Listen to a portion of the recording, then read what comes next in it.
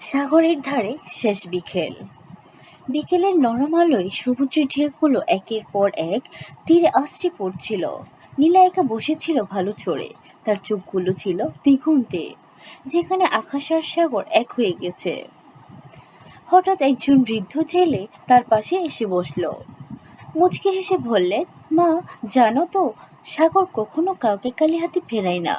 কেউ পায় মাছ, কেউ পায় মুক্ত, আর কেউ পায় জীবনের শিক্ষা। নীলা অবাক হয়ে শুনছিল। বৃদ্ধ আবার বললেন, ঢেউ দেখেছো, প্রতিবার ভেঙে পড়ে কিন্তু আবার ফিরে আসে। মানুষও তেমনই, জীবনে যতবার ভেঙে পড়ো না কেন, আবার উঠে দাঁড়াতে শিখতে হবে। কথাগুলো শুনে নীলার চোখ ভিজে উঠল। এতদিন ধরে নিজের ব্যর্থতা নিয়েই ভাবছিল, মনে হচ্ছিল সব শেষ। সূর্য ধীরে ধীরে সাগরের বুকে ডুবে যাচ্ছিল। নীলা উঠে দাঁড়ালো, শেষবারের মতো দিগন্তের দিকে তাকিয়ে মনে মনে বলল, আজ থেকে আমি ঢেউয়ের মধ্যে বাঁচব। যতবার জীবন আমাকে ভেঙে দেবে, ততবার নতুন শক্তি নিয়ে আবার ফিরে আসব। সেদিন নীলা সাগর থেকে কোনো শামুক বা চিমুক নিয়ে ফেরেনি।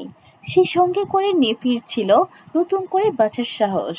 শিক্ষা, সাগর আমাদের শেখায়, ঝড় আসবেই, ঢেউ ভাঙবেই, কিন্তু থেমে গেলে চলবে না। জীবনের সবচেয়ে বড় জয় হলো প্রতিবার ভেঙে গিয়ে আবার উঠে দাঁড়ানো।